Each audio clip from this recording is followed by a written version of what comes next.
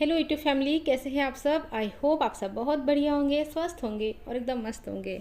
हम तो दुश्मनों को भी पाकीज़ा सज़ा देते हैं, हाथ उठाते नहीं, बस नज़रों से गिरा देते हैं। तो फ्रेंड्स, अगर आपका भी कभी ना कभी कहीं ना कहीं सार्वजनिक अपमान हुआ है तो इस वीडियो की सीख आपके लिए है। इस विषय में मेरी क्या समझ है और मुझे क्या सीखने को मिला है, वही आपके साथ में शेयर कर रही हूँ। और साथ ही में लोक व्यवहार करते समय किन बातों का ध्यान रखना है वो भी हम जानेंगे। तो आपके साथ शेयर करूंगी ऐसी 6 बातें जो हमको लोक व्यवहार करते समय ध्यान रखनी है।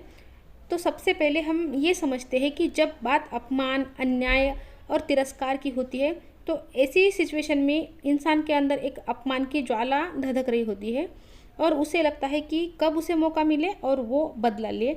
पर हमें समझना ये है कि हम इस तरीके से नेगेटिव इमोशंस को एंटरटेन नहीं कर सकते। हमको नेगेटिव इमोशंस को जो है ना अपने अंदर किसी भी रूप में नहीं रखना है।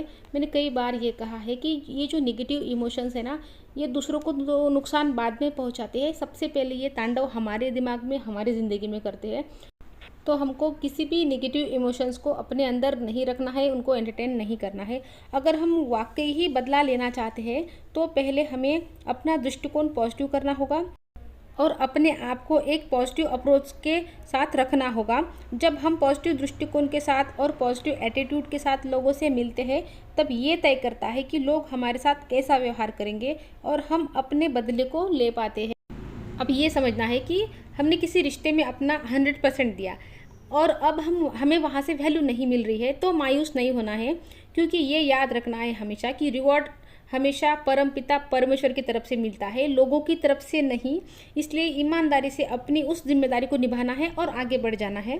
दूसरा, अगर कहीं से इनविटेशन नहीं मिला है तो वहाँ नहीं जाना है, लेकिन अपनी इस बेशकीमती ऊर्जा को इसमें खर्च नहीं करना है कि इधर कॉल किया, उधर कॉल किया, मैंने उससे बुलाया था, उसने नहीं बुलाया, मुझे नहीं बुलाया, मुझे इनविटेशन नहीं मिला। ये सब नहीं करना है। इनविटेशन नहीं आया कोई दिक्कत नहीं, वहाँ पे नहीं जाना है।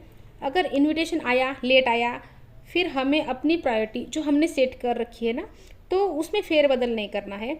हमें ये समझना है कि जब हमारे पास इनविटेशन लेट आया है तो इसका मतलब ये है कि उस व्यक्ति की ज़िंदगी में हमारी वैल्यू नहीं है, मतलब प्रायोरिटी नहीं है, तो हमें भी वैसे ही व्यवहार करना है। लेकिन यहाँ ये भी ध्यान रखना है कि कई बार ऐसा होता है कि सिचुएशन, परिस्थिति ऐसी होती है कि इनविटेशन नहीं आ पाता है और वहाँ पर वो व्यक्ति जो है ना अपने भाव अभिव्यक्त कर रहा है, बता रहा है कि किस सिचुएशन में ऐसा हुआ है, तो उनकी भावनाओं का सम्मान करना है हमको। लेकिन फिर भी उस मोमेंट पे नहीं जाना है, बाद में जाना है। एक वैल्यूएबल टाइम उनके साथ शेयर ज़रूर करना है, क्योंकि उसके उसके जो इमोशंस है, उसके भाव जो है, उसको तो हमने वैल्यू दे दी है, उनको तो वैल्यू हमको देना है, पर साथ ही अपनी भी वैल्यू बना के रखनी है। तीसरा, जो रिश्तेदार हमारे पीठ पीछे बुराई करते हैं, इंटेंशनली हमें नीचा दिखाते हैं, हमारा मजाक उड़ाते हैं या फिर हमें इंटेंशनली इग्नोर करते हैं, ऐसे रिश्तेदारों को हमने मतलब ना उन्हें भाव ही नहीं देना है। अब ऐसे सार्वजनिक कई कई सिचुएशन आती है ना कि जिसमें हमारी उनसे मुलाकात हो रही है, तो बड़े हैं तो पैर छू के हमको, मतलब पैर छू लेने हैं, अगर छोटे हैं तो उनके हाय हेलो का जवाब दे देना है। और ऐसी कोई सिचुएशन है कि उन पर खर्च करने का भी, मतलब खर्च करने की भी ज़रूरत पड़ रही है ना, तो हमको बेशक खर्च भी करना है, लेकिन अपनी जो बेशकीमती ऊर्जा है ना वो खर्च नहीं करनी। क्योंकि पैसा खर्च करके ना हम वापस आ सकता है, कमाया जा सकता है, लेकिन समय वापस नहीं आता।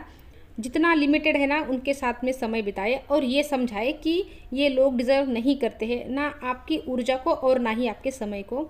उसके बाद यह है कि किसी व्यक्ति ने अगर धोखा दिया है तो धोखे से हमको क्या सीखना है, उससे हमको क्या सीखने को मिला है, इस बात का मातम हमको कितनी देर तक मनाना है ये डिसाइड करना है। 1 महीना, 2 महीना, 6 महीना, उसके बाद ये चैप्टर क्लोज हो जाना चाहिए।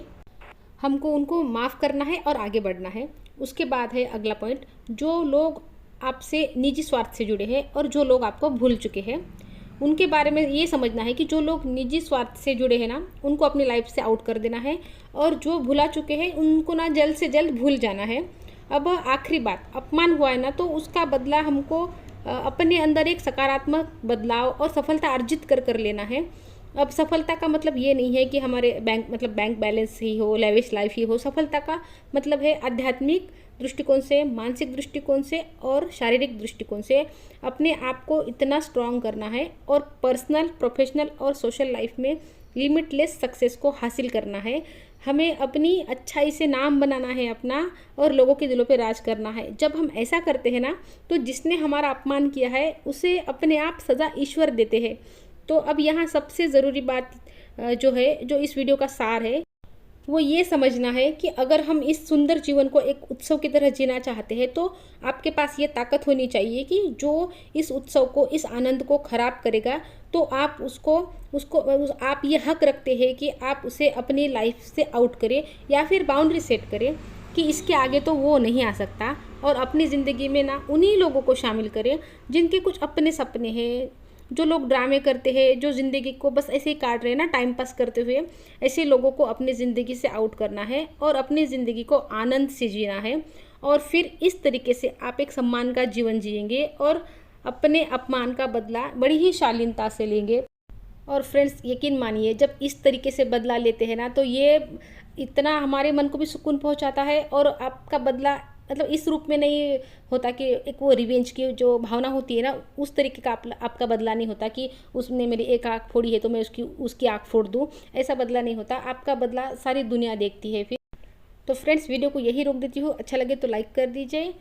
चैनल पर नए आए हैं तो चैनल को सब्सक्राइब कर दीजिए। तो मिलती हूँ आपसे नेक्स्ट वीडियो में। तब तक के लिए अपना ध्यान रखिए। Good bye friends.